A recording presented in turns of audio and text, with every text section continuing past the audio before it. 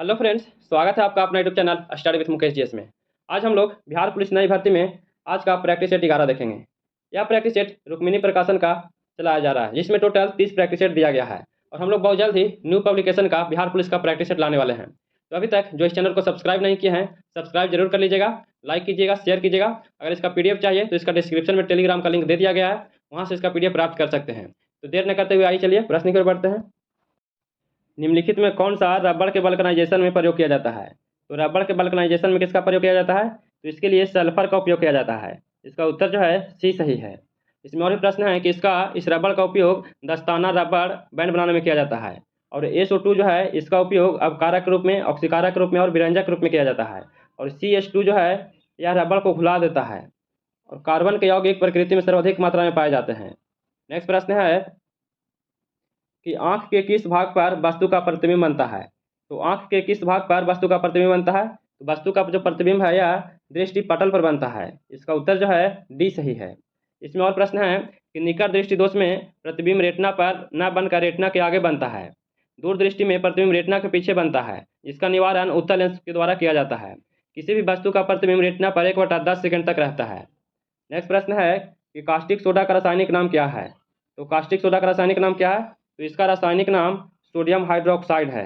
इसका उत्तर जो है सी सही है। कास्टिक पोटास का रासायनिक नाम पोटेशियम हाइड्रोक्साइड है। साधारण नामक जो है इसका रासायनिक नाम सोडियम क्लोराइड है। और धवन सोडा जो है इसका रासायनिक नाम सोडियम कार्बोनेट है। और चिली साल्ट प्रेशर का रासायनिक नाम सोडियम नाइट्रेट है। चौथा नंबर प्रश्न है कि डिप्लोपिया नामक बीमारी मानव के किस अंग से संबंधित है? तो डिप्लोपिया जो नामक बीमारी है यह मानव के किस अंग से संबंधित है? तो यह आंख से संबंधित है। इसका उत्तर सी सही है। इसमें और भी प्रश्न है कि ट्रेकोमा भी आंख को प्रभावित करने वाली बीमारी है। और एंजेना पेक्टोरिस जो है यह हृदय से संबंधित रोग है। और सीरिजोफ्रेनिया जो है यह अल्जाइमर आदि मस्तिष्क को प्रभावित करता है। आंख को प्रभावित करने वाली बीमारी हैजा टाइफाइड है। मस्तिष्क को प्रभावित करने वाला जो बीमारी है वह मेनिंजाइटिस है। नेक्स्ट प्रश्न है कि स्याही बनाने में कौन सा अम्ल काम मिलाया जाता है? तो स्याही बनाने में किस अम्ल का उपयोग किया जाता है? तो इसके लिए फ्यूमेरिक अम्ल का उपयोग किया जाता है। इसका उत्तर जो है डी सही है। अम्ल का जलीय विलयन नीले निस्पत पत्र को लाल कर देता है। अम्ल वह पदार्थ है जो फिनोथाइलेपियन को रंगीन कर देता है। नेक्स्ट प्रश्न है कि choose the correct the passive from the of the sentence given below. इसमें दिया गया है कि when do you take milk. इसका उत्तर क्या हो जाएगा? इसका उत्तर जो है बी सही है। When is milk taken by you हो जाएगा। इसका आंसर बी सही है। सातवां नंबर प्रश्न है कि choose the correct option from the choice given I want run. इसमें उत्तर क्या हो जाएगा? इसका आंसर जो है ए हो जाएगा। आई वांट टू रन हो जाएगा। इसका आंसर ए सही है। और आठवां नंबर प्रश्न है कि choose the correct indirect speech of the given sentence. इसमें दिया गया है कि he said what a beautiful palace it is. इसका आंसर क्या हो जाएगा? इसका आंसर जो है बी सही है। He exclaimed with wonder that it was a very beautiful palace हो जाएगा। इसका उत्तर बी सही है। और 9वां नंबर प्रश्न है कि choose the suitable verb from to fill in the blanks. इसमें दिया गया है कि इट डैश हॉट टुमारो। इसमें क्या भरा जाएगा? इसका उत्तर जो है बी हो जाएगा। बिल बी इसमें भरा जाएगा। इसका उत्तर बी सही है। और 10वां नंबर प्रश्न है कि fill in the blanks I living here since 2014। इसमें क्या भरा जाएगा? तो इसका आंसर जो है सी हो जाएगा। इसमें हैव बीन को इसमें भर देंगे। और 11वां नंबर प्रश्न है किसी निकाय को एक समान वृत्तीय गति में चलाने में लगने वाले आवश्यक नियत बल को क्या कहते हैं? तो चलाने में लगने वाले आवश्यक नियत बल को क्या कहा जाता है? तो इसे अभिकेंद्रीय बल कहा जाता है। इसका आंसर जो है बी सही है। अगला प्रश्न देखते हैं। सर्वोच्च न्यायालय के न्यायाधीश के रूप में योग होने के लिए एक व्यक्ति को उच्च न्यायालय में कितने वर्ष की न्यूनतम अवधि तक कार्य का अनुभव होना चाहिए? तो कितने वर्ष का अनुभव होना चाहिए? इसका उत्तर जो है बी हो जाएगा। टोटल 10 वर्ष का अनुभव होना चाहिए। तो इसका आंसर बी सही है। इसमें और भी प्रश्न है कि राष्ट्रपति उच्चतम एवं उच्च न्यायालय के न्यायाधीश की नियुक्ति कॉलेजियम की सिफारिश पर करते हैं। उच्चतम न्यायालय का उल्लेख भारतीय संविधान के भाग 5 में अनुच्छेद 124-147 के बीच में वर्णित है। उच्चतम न्यायालय एवं उच्च न्यायालय के न्यायाधीशों को महाभियोग जैसी प्रक्रिया से हटाया जाता है। 13 नंबर प्रश्न है किसी तत्व का इलेक्ट्रॉनिक विन्यास 285 है, उस तत्व का नाम क्या है? तो 285 जिसका विन्यास है इलेक्ट्रॉनिक विन्यास उसका उस तत्व का नाम क्या है?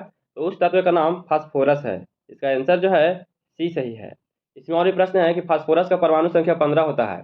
फास्फोरस का परमाणु द्रव्यमान 30.98 होता है। फास्फोरस में अपरूपता भी पाई जाती है। सफ़ेद फास्फोरस बहुत क्रियाशील होता है, यह ठंडे जल में रखा जाता है। सोडियम का इलेक्ट्रॉनिक विन्यास 281 होता है। मैग्नीशियम का इलेक्ट्रॉनिक विन्यास 282 होता है। कैल्शियम का इलेक्ट्रॉनिक विन्यास 2882 होता है। नेक्स्ट प्रश्न है, बर्फ पानी पर इसलिए तैरती है क्योंकि। तो बर्फ जो है पानी पर इसलिए तैरती है क्योंकि बर्फ का घनत्व पानी की अपेक्षा कम होता है। इसका आंसर जो है बी हो जाएगा। इसमें और प्रश्न है कि कोई वस्तु ऐसी वस्तु में डूबती है जो घनत्व कम होता है। अधिक घनत्व वाले में तैरना अधिक आसान होता है। बर्फ का घनत्व 0.9 ग्राम पर सेंटीमीटर क्यूब होता है और जल का घनत्व 1 ग्राम पर सेंटीमीटर क्यूब होता है। 15 नंबर प्रश्न है, इस समुद्र में डूबी वस्तु का पता लगाने के लिए किस यंत्र का प्रयोग किया जाता है। तो समुद्र में डूबी हुई वस्तु को पता लगाने के लिए किस यंत्र का प्रयोग किया जाता है। तो इसके लिए सोनार का उपयोग किया जाता है। इसका उत्तर जो है ए सही है। गोताखोर भी सोनार का उपयोग करते हैं। गोताखोर अपने साथ ऑक्सीजन और हीलियम मिलाकर गैस का सिलेंडर ले जाते हैं। सोनार का पूरा नाम साउंड नेविगेशन एंड रेंजिंग होता है। रामधारी से दिनकर का जन्म कहाँ हुआ था। तो रामधारी से दिनकर जो थे इनका जन्म कहाँ हुआ था। तो इनका जन्म बेगूसराय में हुआ था। इसका उत्तर जो है बी सही है। नेक्स्ट प्रश्न है कि स्वर्ण शास्त्र पर पादतल लुंठित उपयोग में से किनकी उक्ति है। तो स्वर्ण शास्त्र पर पादतल लुंठित जो है यह किसका है। तो यह सुमित्रानंद पंत का है। इसका आंसर जो है बी सही है। नाक रिझी तन देत मृग नर धन हेतु समेत उपरोक्त दोहा किनकी है। यह जो दोहा है यह किनका है। तो यह जो दोहा है कवि रहीम का है। इसका आंसर ए सही है।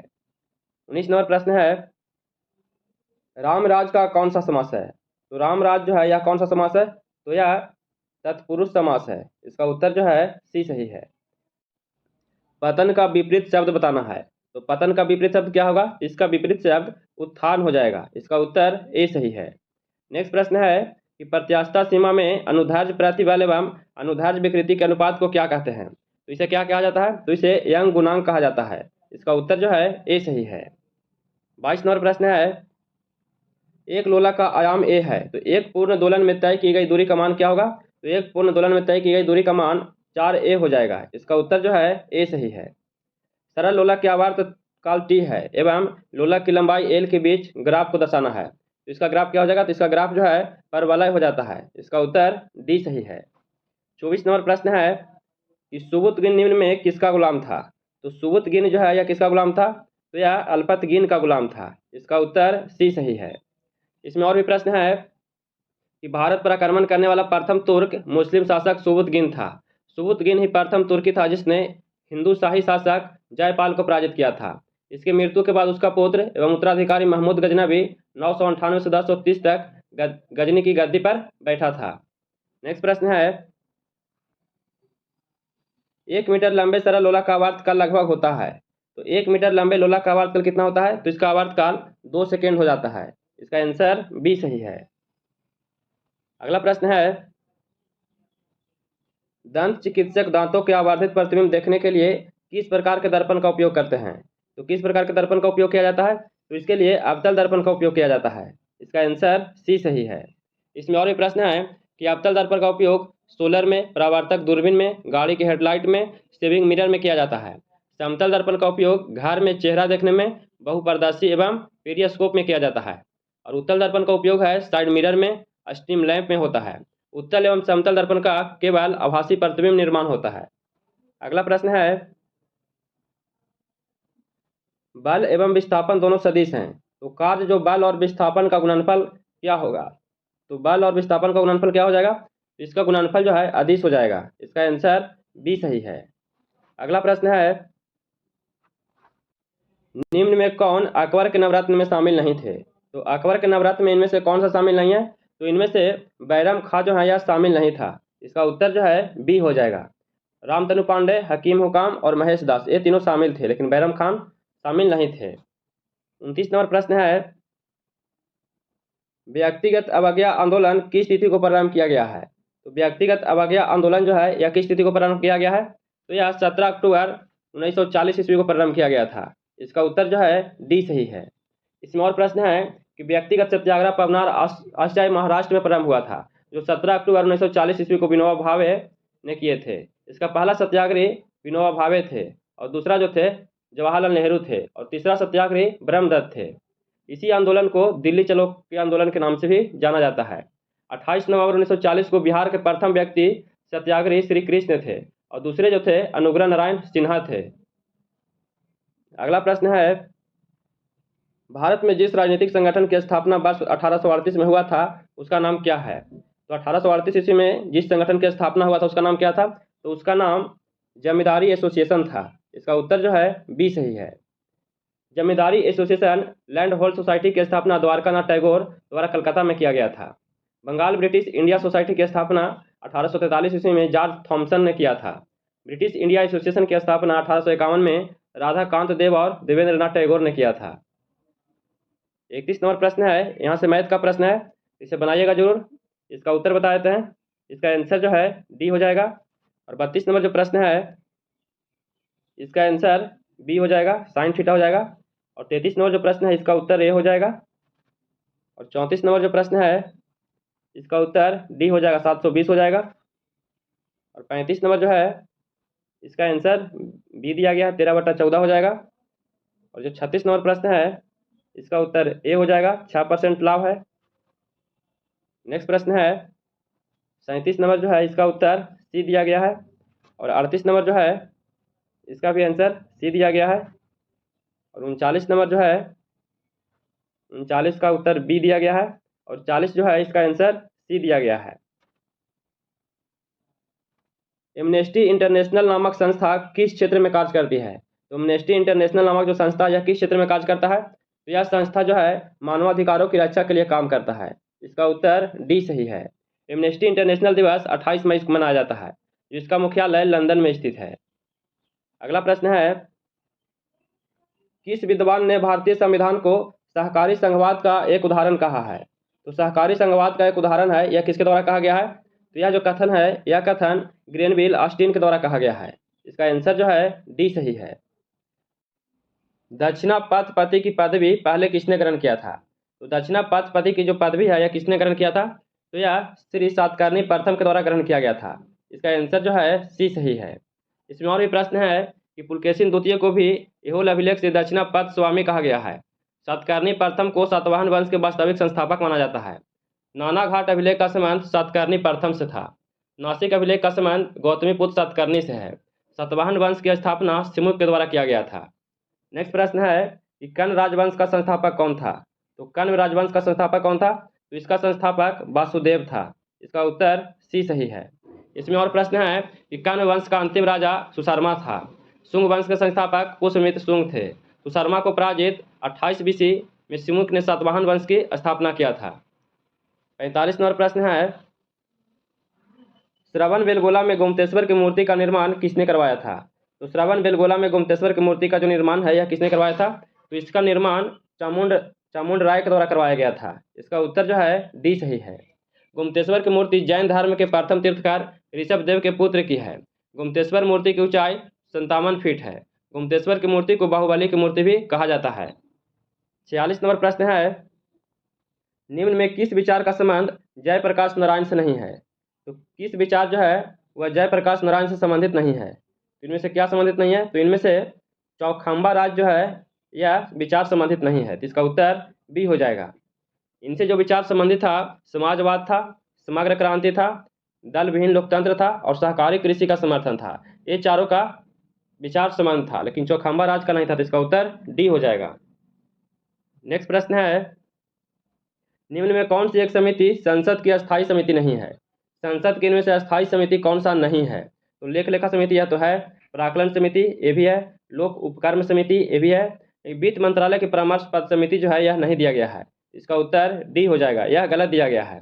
इसमें और भी समितियां हैं, जैसे विशेषाधिकार समिति, याचिका समिति, पुस्तकालय समिति, कार्य मंत्रणा समिति, आचार्य समिति, प्राक्कलन समिति, विशेषाधिकार समिति, ये सब जो है इसका प्रमुख समितियां हैं। 48 नंबर प्रश्न है, सोमनाथ को जीतकर लौटते समय महमूद कच्छ की खाड़ी के रास्ते क्यों गया था? तो सोमनाथ को जीतकर लौटते समय महमूद कच्छ की खाड़ी के रास्ते क्यों गया था? क्योंकि समान रास्ते को भोज परमार ने रोक रखा था। इसीलिए वह कच्छ की खाड़ी से गया था। तो इसका उत्तर ए सही है। इसमें और भी प्रश्न है कि राजा भोज की राजधानी धारा नगरी थी। महमूद ने 1025 में सोमनाथ मंदिर पर आक्रमण किया था। उस समय गुजरात का शासक भीम प्रथम था। नेक्स्ट प्रश्न है मोपला विद्रोह 1921 में कहाँ हुआ था। तो जो मोपला विद्रोह है 1921 में कहाँ हुआ था, तो यह विद्रोह मालाबार में हुआ था जो केरल में है। तो इसका उत्तर बी सही है। मोपला विद्रोह एक हिंसक विद्रोह था। मोपला विद्रोह के नेता अली मुसलियार थे। कौन थे? अली मुसलियार थे। 50 नंबर प्रश्न है शिमला समझौता 1972 पर किसके द्वारा हस्ताक्षर किया गया था। तो शिमला समझौता 1972 में हुआ था। इस पर हस्ताक्षर कौन किए थे? तो इस पर हस्ताक्षर इंदिरा गांधी एवं जुल्फिकार अली भुट्टो के द्वारा किया गया था। इसका उत्तर जो है बी सही है। इसमें और भी प्रश्न है कि 2 जुलाई 1972 को शिमला समझौता हुआ था जो जिसे LOC का निर्धारण हुआ। 3 से 16 दिसंबर 1971 को भारत पाकिस्तान के बीच बांग्लादेश के विषय को लेकर युद्ध हुआ था।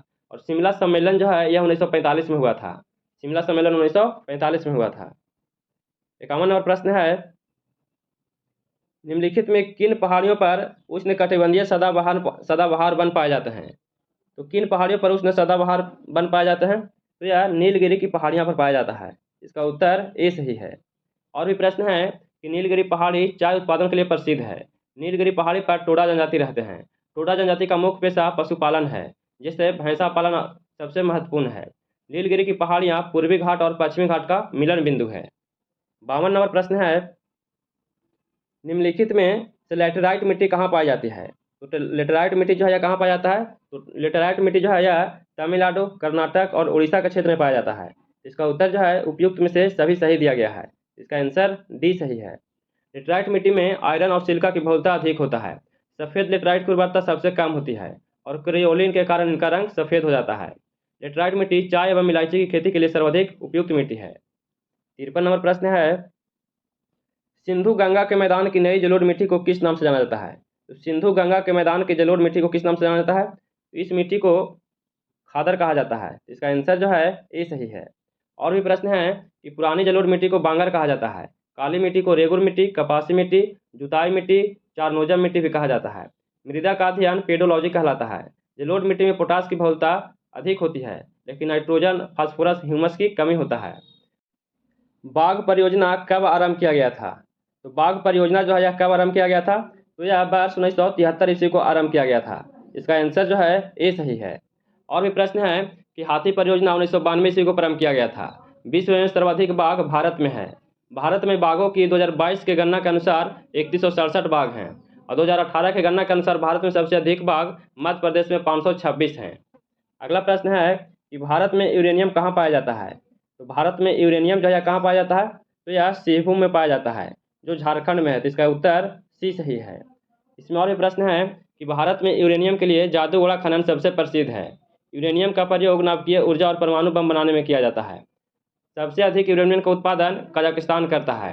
कोलार की खान सोना के लिए प्रसिद्ध है। नेपाल नगर जो है यह अखबारी कागज के लिए प्रसिद्ध है।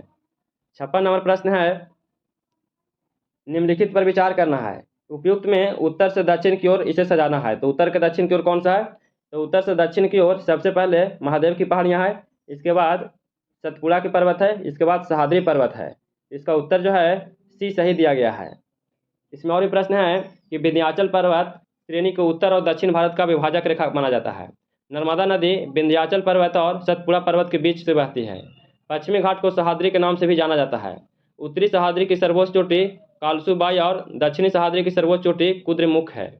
सतपुड़ा की पहाड़ियाँ को सर्वोच्च शिखर धूपगढ़ है। महाबलेश्वर पश्चिमी घाट की उत्तरी भाग की दूसरी सबसे सर्वोच्च चोटी है। 57 और प्रश्न है जनगणना 2011 के अनुसार भारत के निम्नलिखित राज्यों में किसकी जनसंख्या उत्तर प्रदेश के बाद सबसे अधिक है। तो किसकी जनसंख्या जो है या उत्तर प्रदेश के बाद सबसे अधिक है। तो सबसे अधिक महाराष्ट्र का है। इसका उत्तर बी सही है। सबसे ज़्यादा उत्तर प्रदेश का है, दूसरा पर महाराष्ट्र का है, तीसरा पर बिहार का है और चौथे स्थान पे पश्चिम बंगाल का है और पाँचवें पे आंध्र प्रदेश है। अगला प्रश्न है 10 डिग्री चैनल पृथक करता है। तो 10 डिग्री चैनल जो है किसको पृथक करता है। तो यह अंडमान को निकोबार द्वीप से अलग करता है। इसका उत्तर जो है ए सही है। इसमें और भी प्रश्न है कि 9 डिग्री चैनल जो है यह लक्षद्वीप और मिनिकॉय को अलग करता है। 8 डिग्री चैनल जो है यह मालदीव और मिनिकॉय को अलग करता है। पाक स्ट्रेट जो है यह तमिलनाडु और श्रीलंका को अलग करता है। ग्रैंड चैनल जो है यह सुमात्रा, इंडोनेशिया को निकोबार के मध्य स्थित है। कोक स्ट्रेट जो है यह कोक द्वीप और उत्तरी अंडमान के मध्य स्थित है। डुंकन पास जो है यह दक्षिण अंडमान और लघु अंडमान के मध्य स्थित है। नेक्स्ट प्रश्न है, ब्रह्मपुत्रा नदी तिब्बत में किस नाम से जानी जाती है? तो ब्रह्मपुत्रा जो नदी है यह तिब्बत में किस नाम से जाना जाता है? तो तिब्बत में सांगपो के नाम से जाना जाता है। इसका उत्तर जो है डी सही है। इसमें और भी प्रश्न है कि ब्रह्मपुत्र नदी को बांग्लादेश में जमुना नाम से जाना जाता है। गंगा नदी को बांग्लादेश में पद्मा के नाम से जाना जाता है। और गंगा नदी को पद्मा के नाम से। ब्रह्मपुत्र नदी का उद्गम तिब्बत में मानसरोवर झील के समीप ग्लेशियर से निकलती है। ब्रह्मपुत्र नदी चेंगमिंग डुंग हिमानी से निकलती है। ब्रह्मपुत्र नदी को अरुणाचल प्रदेश में दिहांग नाम से जाना जाता है।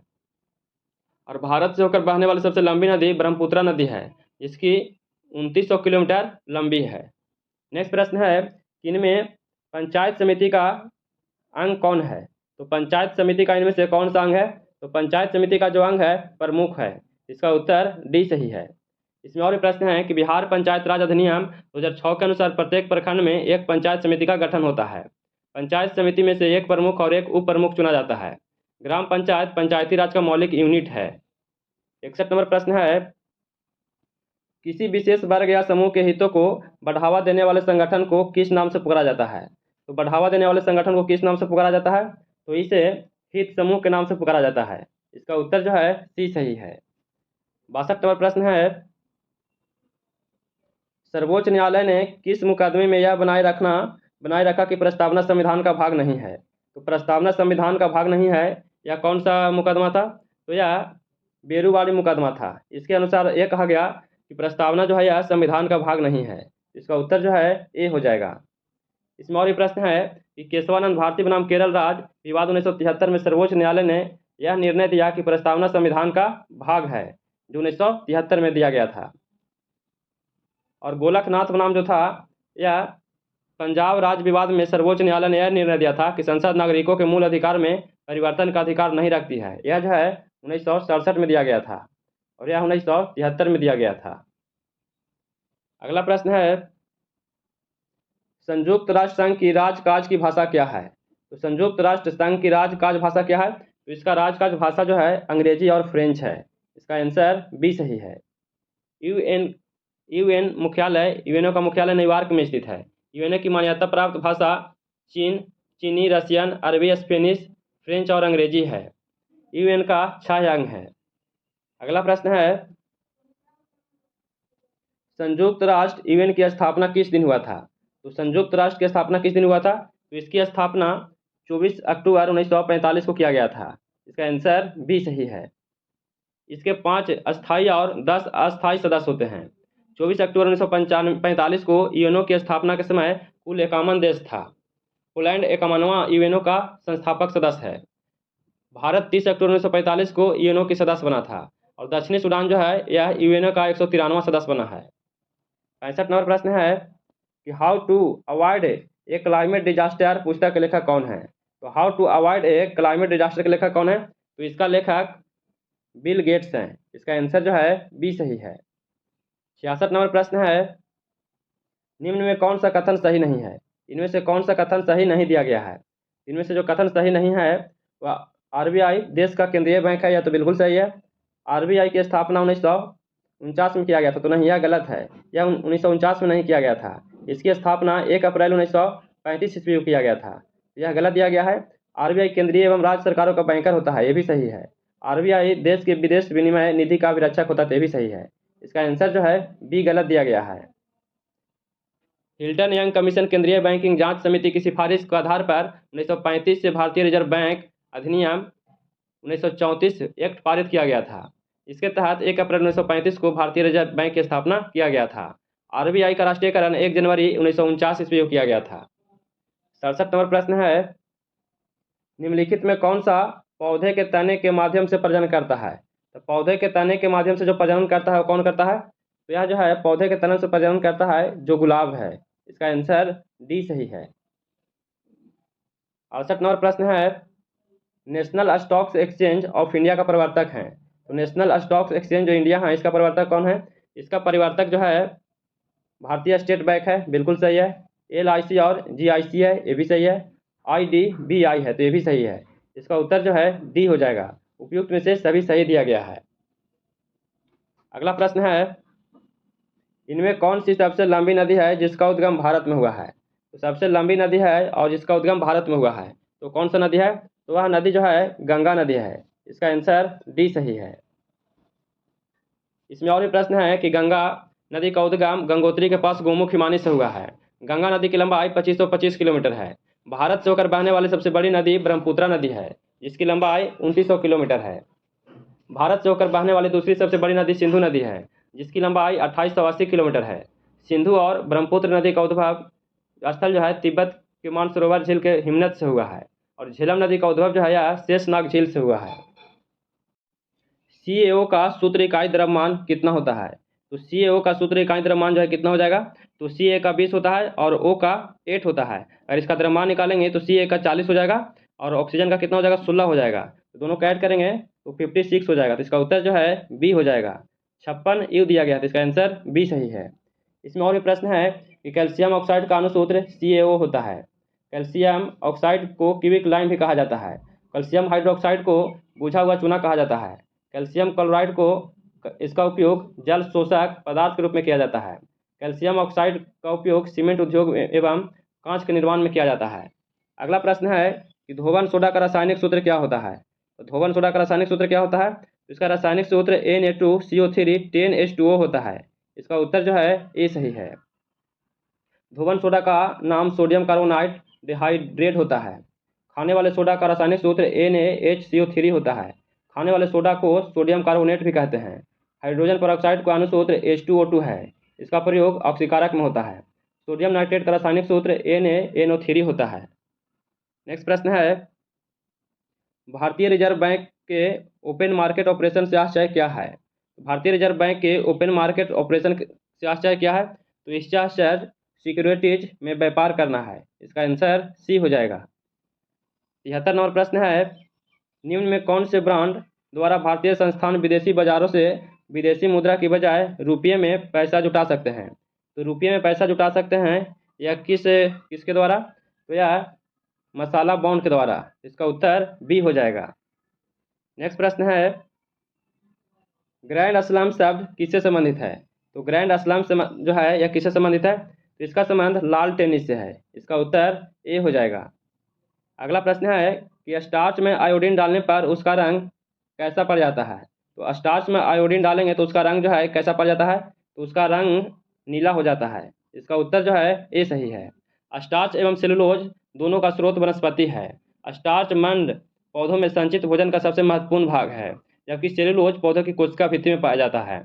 स्टार्च या मंड एक पॉलीसेकेराइड कार्बोहाइड्रेट है। अगला प्रश्न है, जो किसी का उपकार ना माने उसे क्या कहते हैं? तो जो किसी का उपकार ना माने उसे क्या कहते हैं? तो उसे कृतधन कहा जाता है। इसका उत्तर जो है सी सही है।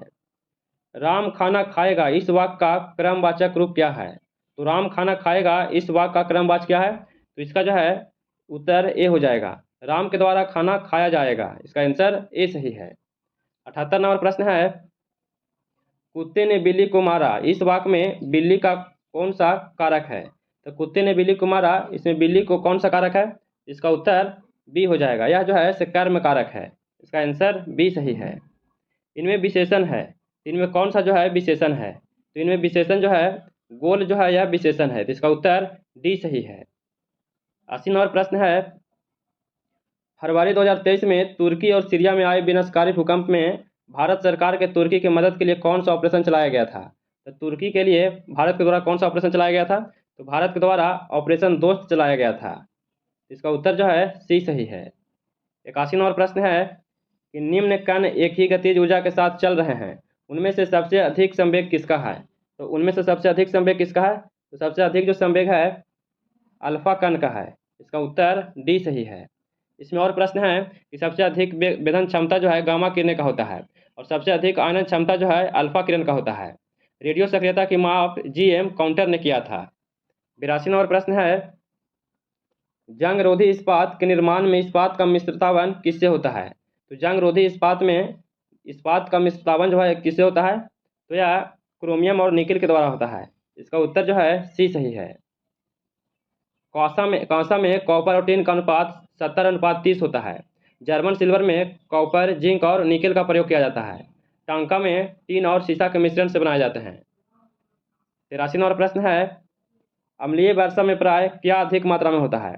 तो अम्लीय वर्षा में अधिक मात्रा में क्या पाया जाता है? तो अधिक मात्रा में सल्फ्यूरिक अम्ल पाया जाता है। इसका उत्तर जो है डी सही है।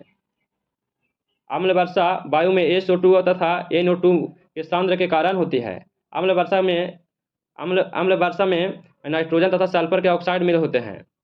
अगला प्रश्न है कि फ्रियान का प्रयोग निम्नलिखित में किस रूप में किया जाता है? तो फ्रियान का प्रयोग जो है किस रूप में किया जाता है? तो इसका प्रयोग परशीतक के रूप में किया जाता है। इसका उत्तर जो है सी सही है। आयरन पाइराइड्स को झूठा सोना या बेवकूफ़ों का सोना कहा जाता है। फ्रियान एक परशीतक जिसका रासायनिक नाम डाइफ्लोरोमेथेन है। फ्रियान का रासायनिक सूत्र CFC है। 85 नंबर प्रश्न है, पारिस्थितिकी तंत्र में नाइट्रोजन का परिसंचरण किसके द्वारा होता है? तो पारिस्थितिकी तंत्र में नाइट्रोजन का परिसंचरण जो है किसके द्वारा होता है? इसका परिसंचरण केंचुआ के द्वारा होता है। इसका आंसर ए सही है। केंचुआ को किसान का मित्र कहा जाता है। केंचुआ मिट्टी को भूरी भूरी बनाकर उसमें नाइट्रोजन प्रदान करता है। दलहन के फसल में राइजोबियम नामक विषाणु पाए जाते हैं जो नाइट्रोजन स्थिरीकरण में भाग लेते हैं। NPK को मिश्रित उर्वरक भी कहा जाता है। कवक फंगस द्वारा फैलने वाला बीमारी कौन सा है? तो कवक फंगस के द्वारा जो फैलने वाला बीमारी है वो कौन सा बीमारी है? तो वह बीमारी ब्लैक कृमि रिंग वर्म है। इसका आंसर बी सही है। ब्लैक कृमि को दाद रोग भी कहा जाता है। दाद एक संक्रामक रोग है। दाद से त्वचा का लाल रंग के छाले पड़ जाते हैं। खाज में त्वचा में खुजली होती है और सफ़ेद दाग पड़ जाते हैं। फाइलेरिया बाउचेरिया ब्रोंकोफाइटाई नामक कृमि से होता है। इसका संचरण क्यूलेक्स मच्छर के दंत से होता है। इसे हाथी पाँव के नाम से भी जाना जाता है। 87 नंबर प्रश्न है कि मानव त्वचा को रंग देने वाला वर्णक कौन सा है? तो मानव त्वचा का रंग देने वाला जो वर्णक है वो कौन सा है?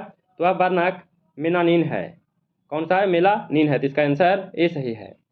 इसमें और भी प्रश्न है कि मेलानिन की अधिक मात्रा काला रंग को दर्शाता है। मेलानिन की कम मात्रा से शरीर की त्वचा का रंग उजला सा हो जाता है। पत्तियों का हरा रंग क्लोरोफिल के कारण होता है। टमाटर का लाल रंग लाइकोपिन के कारण होता है। दूध में पीलापन कैरोटीन के कारण होता है। 88 नंबर प्रश्न है, भुगतान करने के लिए विभिन्न करेंसी के बीच जो दर होता है उसे क्या कहते हैं? तो भुगतान करने के लिए विभिन्न करेंसी के बीच जो दर होता है उसे क्या कहा जाता है? तो उसे विनिमय दर कहा जाता है। इसका उत्तर जो है ए सही है। 89 नंबर प्रश्न है कि स्थिर विनिमय दरों का निर्धारण करता है। तो स्थिर विनिमय दरों का निर्धारण क्या करता है? तो यह जो है मौद्रिक अधिकारी अर्थात केंद्रीय बैंक को निर्धारण करता है। इसका उत्तर जो है बी सही है। 90 नंबर प्रश्न है कि बजट सरकार के आय व्यय का वार्षिक कथन होता है जिसे पेश करते हैं। इसे कौन पेश करते हैं? तो बजट जो है यह वित्त मंत्री के द्वारा पेश किया जाता है। इसका उत्तर ए सही है। बजट शब्द से बना है। बजट जो है बजट शब्द से बना है जो फ्रांसीसी भाषा का शब्द है जिसका अर्थ चमड़ा का थैला होता है। भारतीय संविधान के अनुच्छेद 112 में वार्षिक वित्तीय विवरण का उल्लेख किया गया है। भारत में बजटीय प्रणाली का जनक जेम्स विल्सन को माना जाता है। 18 फरवरी 1860 में प्रथम बजट भारत में पेश किया गया था। स्वतंत्र भारत में प्रथम अंतरिम बजट 26 नवंबर 1947 को प्रस्तुत किया गया था। 91 नंबर प्रश्न है कि भारत के 14 प्रमुख व्यावसायिक बैंकों का राष्ट्रीयकरण कब किया गया था? तो भारत के 14 बैंकों का व्यावसायिक राष्ट्रीयकरण कब किया गया था? तो इसका राष्ट्रीयकरण जुलाई 1969 ईस्वी में किया गया था। इसका उत्तर सी सही है। इसमें और भी प्रश्न है कि श्रीमती इंदिरा गांधी के द्वारा 1980 ईस्वी में 6 और बैंकों का राष्ट्रीयकरण किया गया था। 1969 में जिन बैंकों को चुकता पूंजी 50 करोड़ से अधिक थी उस बैंकों का राष्ट्रीयकरण किया गया था। और 1980 ईस्वी में जिन बैंकों की चुकता पूंजी 200 करोड़ से अधिक था उस बैंकों का राष्ट्रीयकरण किया गया था। एंजाइम मूलतः क्या है? तो एंजाइम जो है यह मूलतः क्या है? तो यह जो है एक प्रकार का प्रोटीन है। इसका आंसर ए सही है। अगला प्रश्न है, जॉर्जिया मेलोनी किस देश के पहली महिला प्रधानमंत्री के रूप में चुनी गई है?